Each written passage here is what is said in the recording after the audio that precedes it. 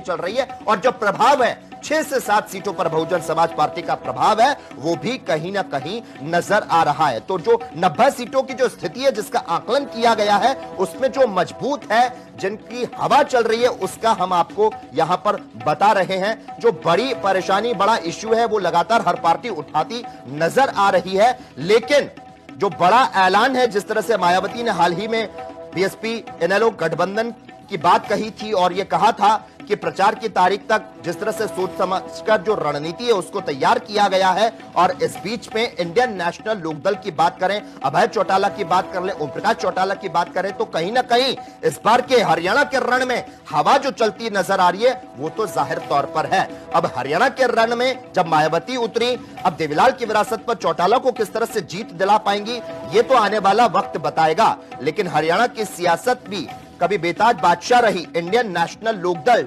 जिसके लिए काफी अहम इस बार का चुनाव जो है वो बताया जा रहा, ऐसे में बीएसपी और इनेलो मिलकर चुनावी मैदान में किस्मत को आजमा रहे हैं। और अब जो बड़ी जानकारी सामने आई है, अच्छा प्रभाव हरियाणा की 23 से 25 सीटों पर इनेलो, इंडियन नेशनल लोकदल और बहुजन समाज पार्टी का नजर आ रहा है। 17 से 18 सीटों पर इंडियन नेशनल लोकदल की हवा नजर आ रही है। 6 से 7 सीटों पर बहुजन समाज पार्टी का जो प्रभाव है वो भी नजर आ रहा है।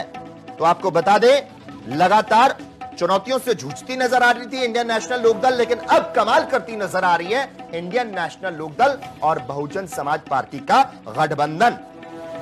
आपको यहां पर बता दें, जो चुनावी अखाड़ा है, सियासी दंगल में तमाम जो योद्धा है वो उतरे हुए हैं। अब जो समीकरण है कि सीट पर किस तरह से कौन सा असर पड़ रहा है, हरियाणा चुनाव में इनेलो बीएसपी के गठबंधन से विधानसभा चुनावों के समीकरण पर कैसा असर होगा, तो उसका जो जवाब है वो सामने ये आ रहा है। चुनावों में Indian national Lokdal, Bahujan Samaj party की हवा जो है वो चल रही है। हरियाणा चुनाव के लिए जिस तरह से गठबंधन की औपचारिक घोषणा की गई थी, एक साथ ये दोनों दल आए थे और अब हरियाणा की 17 से 18 सीटों पर इनेलो की जो हवा है